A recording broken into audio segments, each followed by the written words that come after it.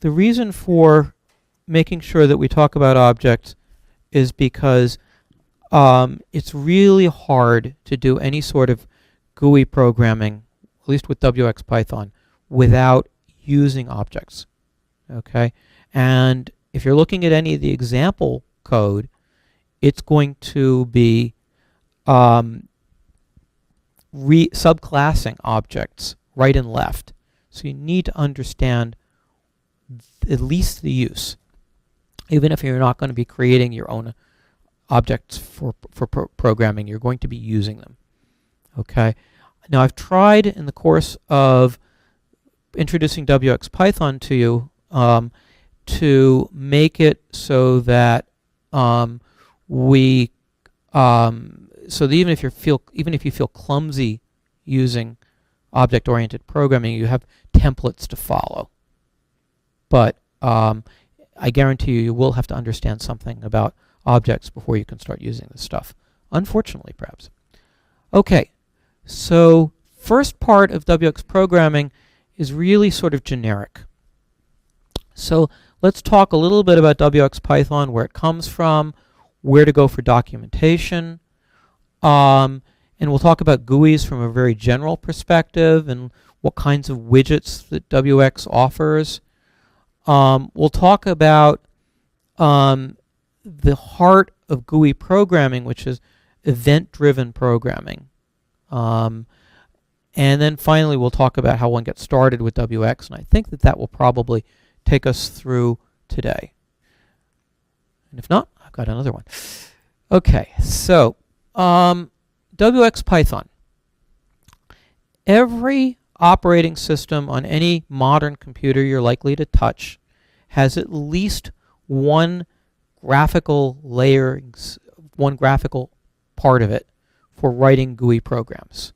Okay, and so for example, in Windows, as part of Windows, there's something called the Microsoft Foundations classes, and that's the tool that Microsoft primarily provides for people to write applications, graphical applications, on any of their operating systems. And Microsoft Foundations classes is absolutely like nothing that you'll find on Linux or the Mac or something like that. On the Mac, and this is where I get a little bit lost, there's Cocoa and there's Carbon and there's other frameworks that you use to create graphical user interfaces there. On Linux, there are a couple different things available. And somebody came along and said, you know, this Microsoft Foundations classes is probably a pretty good way to define how you're going to access and define graphical user interface stuff. But I want to write the same code that will run on Windows, and I will want it to be able to run the same code without any changes on Linux or other Unix flavors.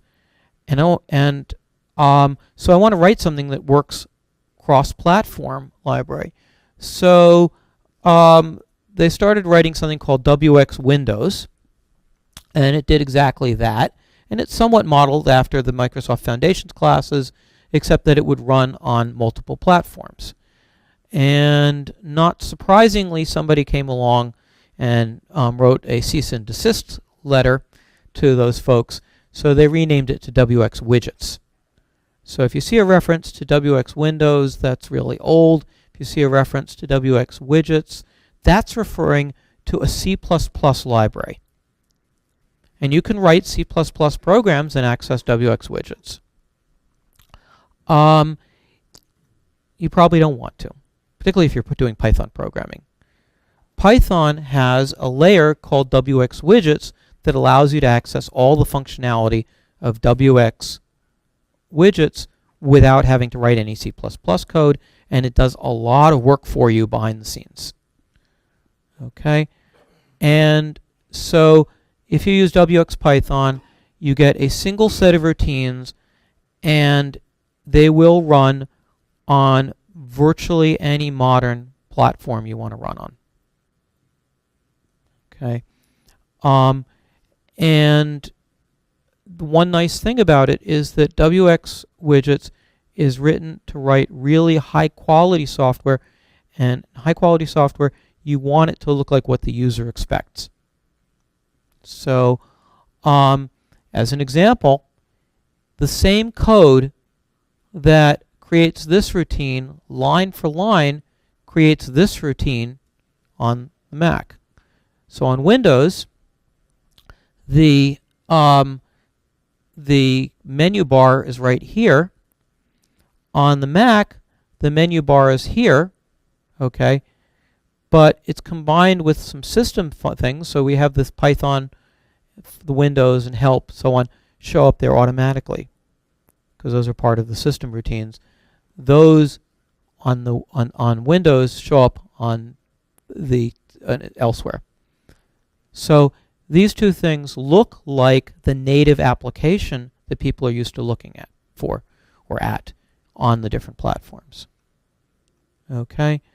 What else? All right.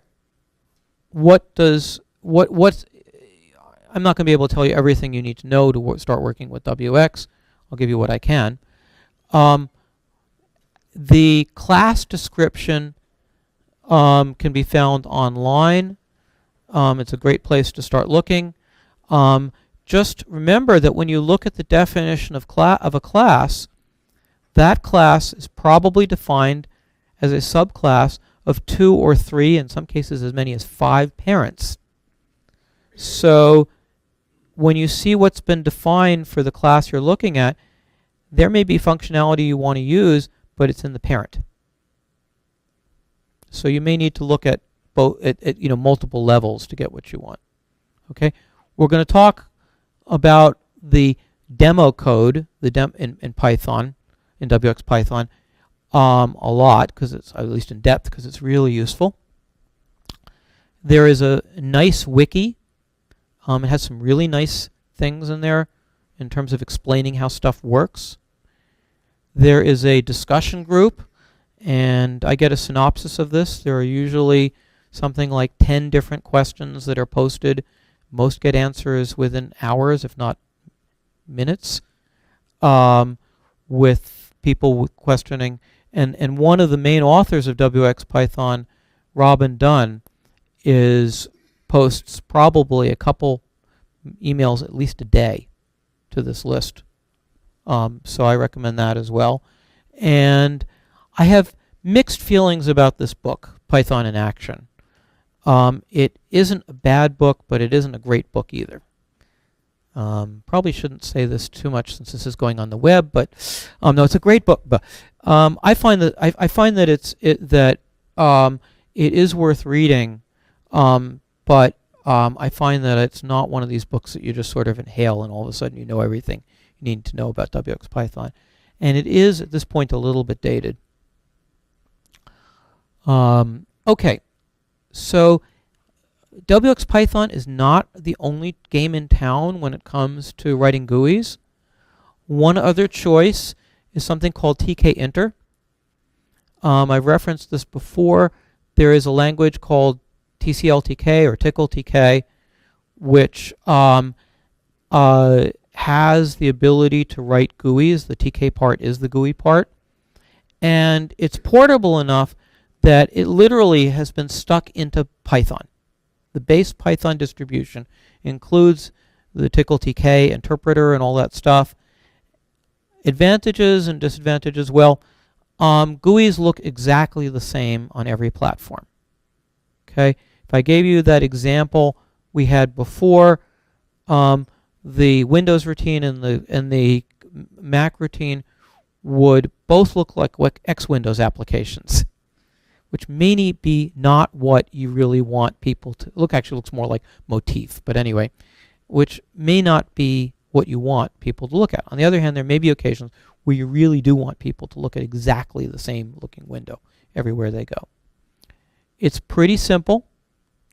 It's rather clumsy, in my opinion, because you've got this layer to get stuff in and out of TCL, or Tickle, in order to get stuff in and out of the widgets. And it's relatively primitive. You're not going to find the very sophisticated widgets that you might want to use in tkinter. My recommendation, even though it's there and you can always count on it working, is you really don't want to use it. It's really not the best choice. It's very self-limiting down the road as to what you'll be able to do with it. Another choice is something called Qt. Actually, it's really called Qt, but I can't bring myself to pronounce it that way. It's a professional coding environment that was bought by Nokia, and Nokia has made it publicly available with the interests that by the more people who use it and the more code that's contributed, the better it will be. There's a Python binding called PyQt or PyQt, which was developed by yet another company and made publicly available, but Nokia wanted to own that and make it, and they couldn't work out the licensing agreement with that, so they decided, okay, we want our own. We will duplicate that, and so they did that, and they have written something called PySide. PyQt or PyQt is older, it's more widely used, but PySide is supported by Nokia, and it's got more clean licensing, and for that reason, Enthought has has supported PySide, not PyQt. Okay, it appears that the same code, if you write it with the modern excuse me, if you write it with the modern preferred standards, will run in either. Okay, I don't have a lot of experience with this myself, having just read some of the documentation. You probably can write either way. I haven't had any opportunity to use this. There are people who say that this is a much better choice, and I just can't comment on it because I don't have the experience. I hope we will get some talks as part of the Python interest group on how to use PySide and PyQt, so you can get an idea how it works. So I can't sell WX as being the best choice, but I can say it's a very good one. And how it will weigh up to Qt is something that will remain to be seen. And in all honesty, most of the work that goes involved in GUI programming would not change that much if you decided to go back and rewrite it. You wouldn't find that you would, whatever it takes to write the GUI the first time, it'll take 10% of it to go rewrite it in using some other GUI environment. Okay, so let's talk about how one goes ahead and designs a GUI in general. Well, the first thing that there are exceptions, but we'll ignore those exceptions, that every GUI application has is a window. Okay, so here we see a window on the Mac, here we see a window on Windows.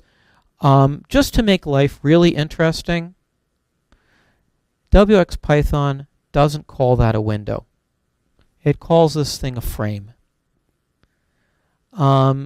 And the reason why is that frames get widgets, and they use the term window to describe widgets. Terrible mistake as far as I'm concerned. I will do my best never to refer to a widget as a window. Life's confusing enough already. So I will call these both frames and windows. Notice that the window looks like what the operating system norms would be. Now it turns out if you want to get rid of this X here, which is the red button on the Mac, so that you can't close the window that way, then you have options to do those sorts of things. And the options that allow you to do it work exactly the same on every platform. Unless perhaps the windowing system doesn't allow you to get rid of it, in which case that option will just simply be ignored. All right, so this is our fundamental unit, though, is the frame or window. Okay, there's lots of different types of widgets we might want to stick into our window. Certainly we're going to almost certainly want buttons. That's a button in the Windows style. If we go back here, you can see the Mac style. Here's a button in the Windows style on the Windows application. Radio buttons are something where we can only click one of those options. A check button, we can select any one of these things, any or all. A label is just some text that we put up on our window. We have text entry where we can type something into a box. Choice control, there are lots of different ways of doing this, but here we click on this option and we get a list of things we can select from. We have a list box where we have a scrollable list that we can select things from.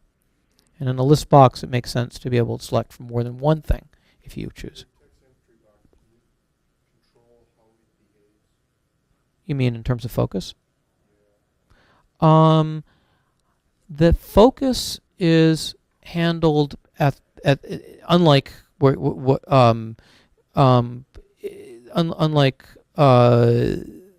MEDM, it's handled by the operating system. Okay, you have a little bit of ability to change aspects of. You can say, I want to direct people. This window will come up, and you are automatically typing in this box, even if you haven't clicked on it. You can do things like that, but it's considered very bad form to change the way the operating system expects things to work. Okay. And different operating systems allow you to do different things. For example, on the Macintosh, you can only type to the window that's on top. Okay. In Unix platforms, you have a few different ways that can be done. So it's just a little different in the way the WX handles it. As we'll talk about, you can doctor this up so that, for example, you can have a box that will only accept numbers or letters or things like that. So you can do things with that. Okay. There are other components that you may want in your GUI application. It's a good idea to have a menu in many cases. You may want to have multi-level menus. You may want a status bar. These things are all there for you if you want them. Okay. It's also easy to add a toolbar. Okay. When you have a toolbar, clicking on a button will execute something for you. It's often a shortcut through the menus. Okay. About box. If you want an about box, this is an example of one easy to construct because you just have to follow the code outline. Another thing that lots of GUI applications need are what I would call common dialogues. Okay, here's one that you use all the time. How do you get a file for either input or output? Okay, a message box. Most common thing that goes in this is error. Okay, and in other languages I usually don't put up OK in response to an error because an error is almost always not OK. But it's a lot easier to stick with OK when you're writing WX applications. So lots of things that you might want to do with simple dialog boxes. Dialog boxes, should I comment to this? Well, later I'll talk about modal versus non-modal windows. These things are almost always modal, meaning it pops up and you're stuck in that window until you close it. Okay? It doesn't make sense, for example, if you think about Microsoft Word, when you click on Save As and a box like this pops up for you to choose a file, you don't want to do anything else until you've clicked on a file name and either clicked on OK or Cancel. Okay? You don't want to be able to go back and edit your file, your Word document, while you're in the process of saving. Okay? But there are going to be other times where you may want to have two windows open at the same time. As an example, you have that little formatting toolbox in PowerPoint. You want to have that open while you have your PowerPoint slide open so you can use one for the other. So that would be a non-modal box. But these are all modal dialogues pretty much. Okay. Next big thing to think about programming. I'm assuming that everybody in here has done some sort of programming somewhere, even if it was only an assignment in high school. And you probably wrote a program the way that we all write our beginning programs. You start the program, it does something, then it does a lot of other things, and then at some point it finishes all that stuff and it just exits. And maybe it prints a message saying, I'm done. That's sort of the linear style of programming. But if you think about it, that's not the way that Microsoft Word works.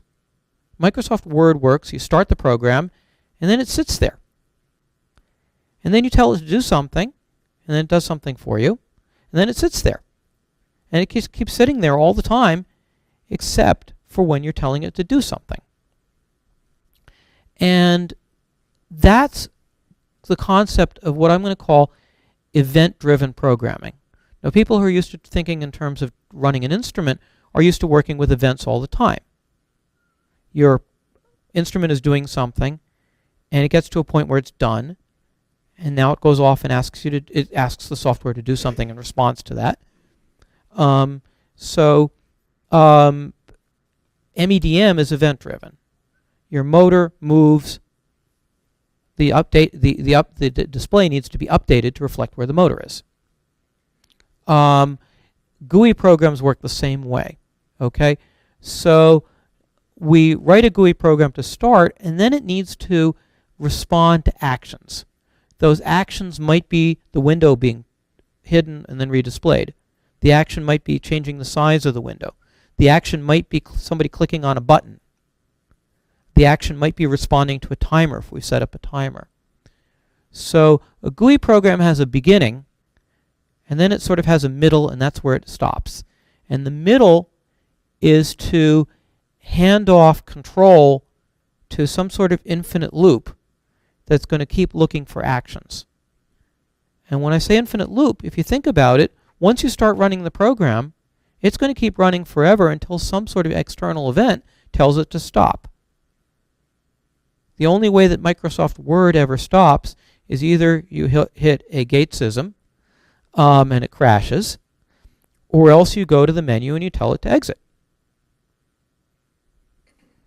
Okay, so you and then in response to the various things that you want the program to do, you have to write what we'll call event handlers or callbacks to actually do the things you want to do. So in response to print in Microsoft Word, you have to have an event handler that handles printing. Okay, and ending is a special case of an event handler.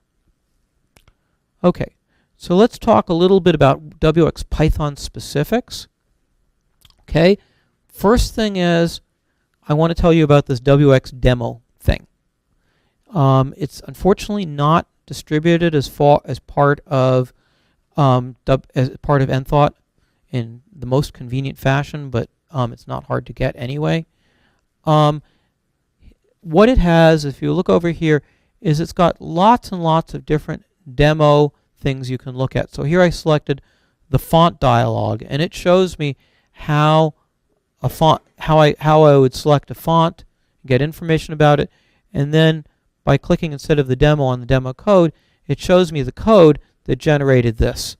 And you can see from this length of the slider bar that this code right there is about half of what was used. So it's really not long. Most of these demos are extremely short. How do you get the demo installed? Well, I'm not going to go through this, but you'll have access to these notes. This explains where to go to find the demo and what you need to do to install it, and how you figure out which version of the demo you want to download. Okay, if you use a demo version that's slightly different than the version of Python you've got, you'll get a warning like this one over here. It's usually not too significant. I have rarely come across places where there are real incompatibilities. So let me just show you a little bit about that demo. It'll be a little bit painful. in with the size screen, but all right, let's see. And I use it often enough that I have it defined. Okay, it comes up with that, and comes up with a tip of the day, which is supposed to be amusing. And let's see. So, how do I get this thing? Window, zoom. Okay, so if we look over here, let's start with button. So here's here's a demo. It's got 3 buttons displayed. And if I want to, here's the test code that runs that. So I can copy from it if I need to. Okay. Bitmap buttons are a different demo where instead of putting labeling, text on my button, I label it with a bitmap. And this is actually showing 2 different ways to do a bitmap button. The one on the top has a border around it, and the one on the bottom doesn't.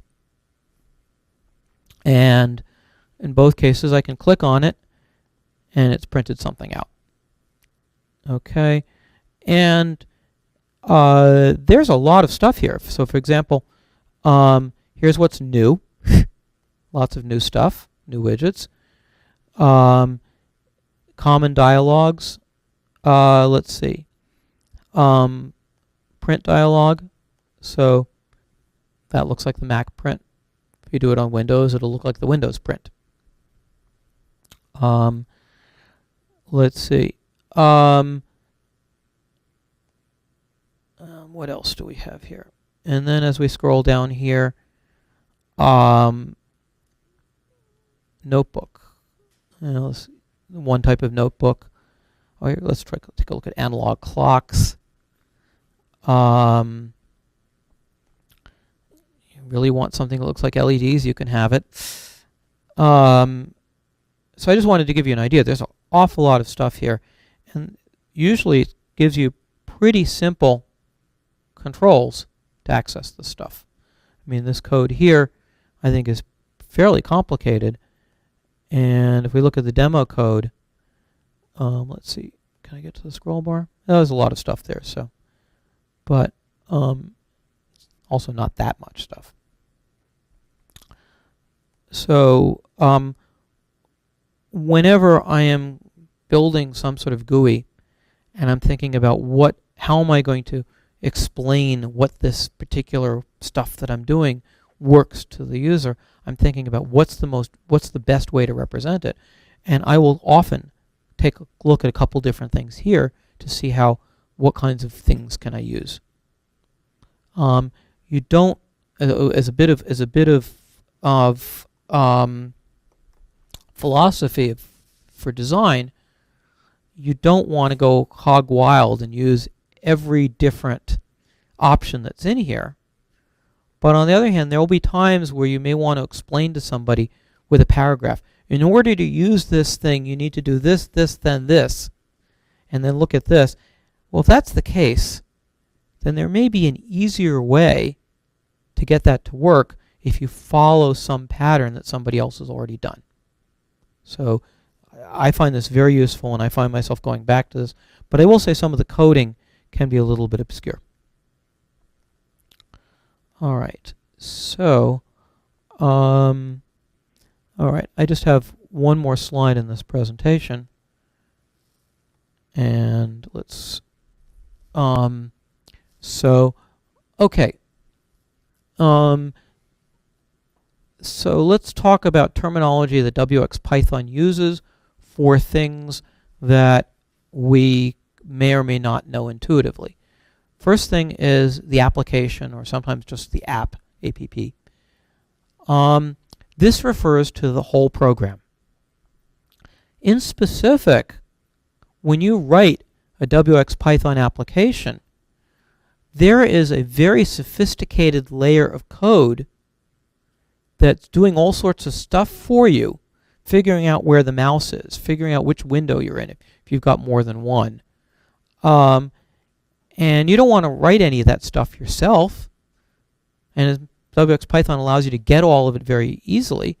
but it's all got to be there for you to use. So that all that stuff is part of the application. So an application is the whole stuff. What you've written plus everything else that you've got in Python, in WX Python. Okay, frame. As I've said, a frame is really just a window. Okay, I talked briefly about modal versus non-modal windows. When you have a modal window, it's a window that comes up, and that's the only thing you're going to be able to access in that application until you click on either OK or cancel or something like that. It wants a response from you, and there's no point in going on in your application without doing something in that window. You can actually have something called a grab that will lock you into that window, and you can't do anything in any other application either until you satisfy that window. Unless you are programming to control the accelerator or something like that, I would recommend you don't do that. Maybe if you've got you're worrying about something that has to do with some safety implementation or something like that. Yeah, you really don't want people to do anything else until they respond to that window, but it's really considered bad practice to lock up somebody's computer just to acknowledge that they hit an error in their input. Okay. A non-modal window is one where you can do things in your application in multiple windows at the same time. Okay. Good example is Word. You want to open up 2 Word files and edit in one, edit in the other, move things back and forth, all that sort of stuff. No problem. So those would be non-modal windows. Okay. We'll talk more about panels when we go forward, but you should at least hear the term. A panel is an invisible widget. You normally don't see it, but it's there to hold other stuff. Okay? And another term that I'll bring up now, even though we won't really go too far with it at the moment, is something called a sizer. A sizer is a tool that allows you to arrange widgets the way you want to. Okay. So that's the end of this presentation. Let's see. I think what I'll do is let me go forward from here just to give you an idea of where we're going to be going, and I will return to all this tomorrow, but I'll just give you a feeling for this. Okay, so let me skip over the background stuff, and I just covered that. We'll take a quick look just so you get a feeling for how this stuff works in practice. So a WX Python program will always have these 5 things. It's going to have an import of WX because you can't get to the WX statement without the import. It's going to have an application object. Sounds very fancy. It doesn't have to be. It's going to have at least 1 frame. You can't do much without having a window. Okay? It's going to have widgets in the frame because you can't do very much with an empty window.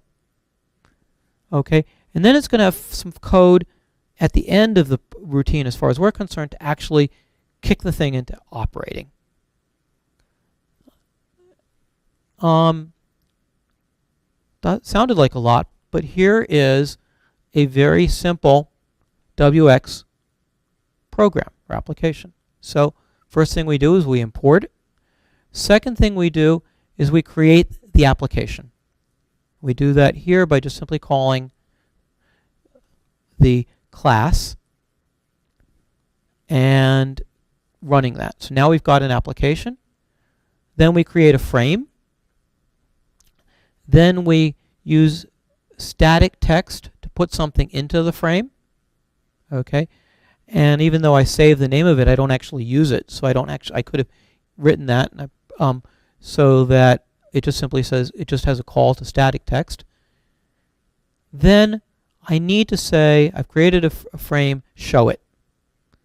If I don't have the statement in here, it creates the frame, but it doesn't bother putting it up on the screen for me.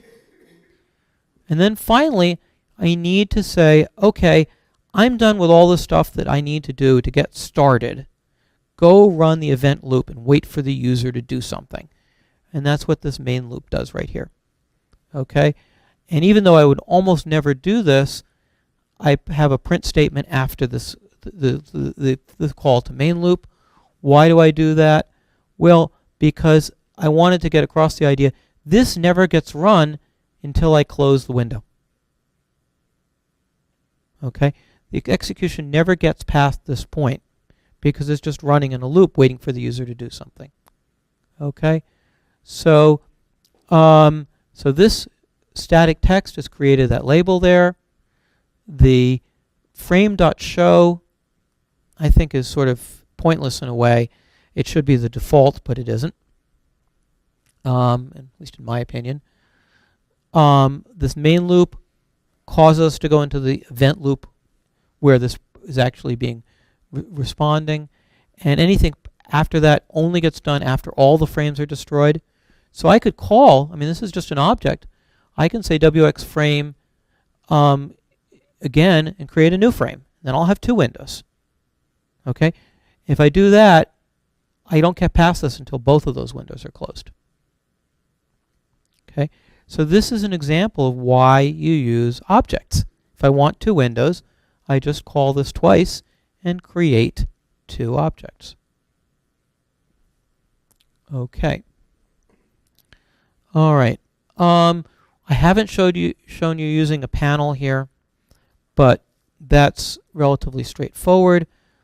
I'll talk about this next time, about two different approaches to creating the application. You can do it in one line as I did it here, or you can subclass it. There are two ways to create a frame, and again, I'll come back to this tomorrow. And in this case, I do tend to use the subclass approach more commonly. And we get to the problem of what about, so far everything we've done has been to create one frame with one widget in it. What happens if I create a frame and I just stick two widgets in it? So here I'm creating my frame by subclassing, and again we'll talk about that more. But I've created two widgets and I've just stuck them into my frame. In this case with a panel, but we won't worry about that for the moment. And what happens? They show up right on top of each other, not what you wanted. Okay? Well, I can fix that by telling each widget where it should be in coordinates. And that's what I've done here. I've given addresses for where to put the stuff. Okay? And I will tell you that even though I've done that here, you don't want to do things like this. Okay? Really, really bad thing. So what we do instead is we use something called a sizer. And the sizer allows us to distribute stuff in space. And then we don't have to worry about how big the things are that we distribute. If they get bigger, the sizer just takes care of leaving extra space for us. And here's an example of that same routine that before put stuff on top of each other, and we create the sizer. We associate the sizer with the panel that we created, and then we add the things to the sizer, and that takes care of it for us. And so if this widget became two lines, then it would just push the next one down. So that's where we're going to go tomorrow in terms of how we actually use WXPython. And I'll go through the actual code a little bit more slowly. And we'll talk about stuff like this, and then go on to talk about more about sizers, how you can put sizers inside of sizers to get more complicated layouts of stuff. So anyway, that's where we'll go. Okay, questions?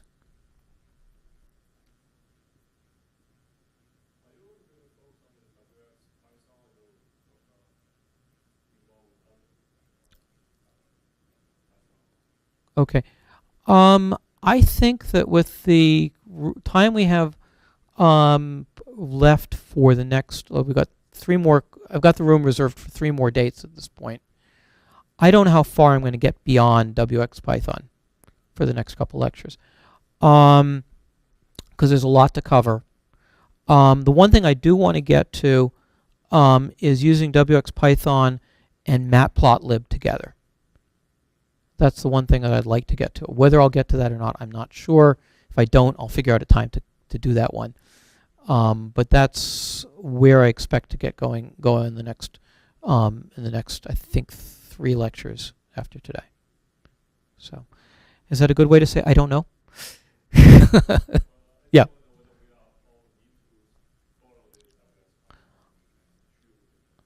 That's really up to you. I think that depends what you're doing. But in general, you're not going to go very far with writing programs these days without at some point figuring out how am I going to create a go button. Okay, so you probably will want some ability, particularly since it's not very hard. Okay, to create a window, stick a button in it, and hook it up, wire it up so that when you click on the button, it does something. We're talking about 10 lines of code, give or take a little bit. Okay, so but if you're not interested in GUI programming, then hey, don't come for the next couple things. I'll point out. You'll hear when we get to something new. Yes.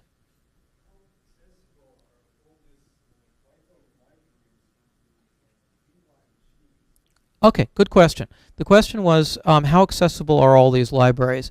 And the answer is that there are actually 2 different, on all the beamline computers, there are actually 2 different Python implementations that both have WX There is the old Python 2.5 BCDA distribution that has WX in it, and the new EPD distribution also has WX in it. And my guess is that if you're running on a Linux machine, you've got even a 3rd distribution that came with Linux. It may have WX Matplotlib and WX are in both of the 2 distributions I mentioned first, both the old BCDA distribution and the new Enthought-based BCDA distribution. So they're available on every beamline computer, and it should just be there. Okay, and if you have any problems, get in touch with BCDA, not me, please. But they'll get it work. They'll figure out what the problem is. If you want it on your own, laptop or desktop computer, depending on what flavor that is, you may need to get IT's help to run, or some support to run it as a privileged user. But actually, on everything other than the Mac, it can be installed without that. And there you want to find out how to do it how to install Enthought. But the nice thing about Enthought is that it comes with the things that you're most likely to want, except for Ned. Ned just came across that it didn't access Oracle in the way that he wanted it to. But my guess is that Enthought is pretty good at addressing that. So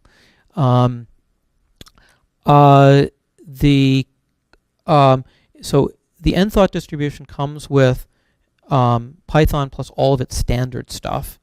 Enthought comes with WX Python. It comes with Matplotlib. It comes with NumPy and SciPy as well. It's got about 70 or 80 different things in there. It comes with access to MySQL in it as well. It's got a bunch of different things there. So it's pretty straightforward.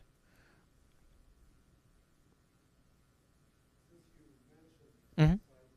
Yes.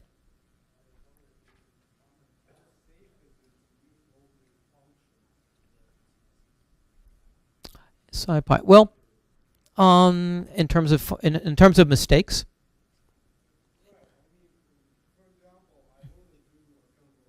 Right.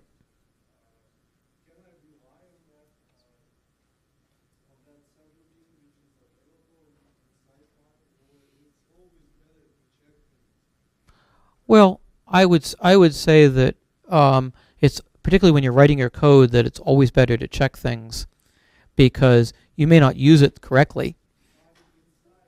Mm. I'm going to be honest. There's no way that I can categorically answer that. An awful lot of stuff in SciPy is written on top of very tried and true libraries. So Bob and I have been working with the with the least squares minimizer, and it's really super. It didn't appear in the beginning to be working properly in all cases, but that was because we didn't understand it, all the options it had. Right. Right. But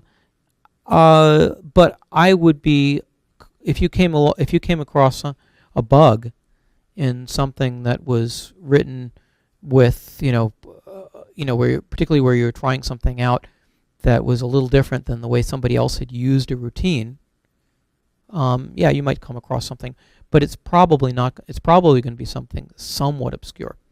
There are literally hundreds, if not thousands, of people who are using SciPy in their software all the time. So a lot of it is pretty well worked through. But this is the problem with using any code library, particularly for calculations. Is you just, it's only as good as the tests that have been done on it, and you can't ever test software completely for every test case.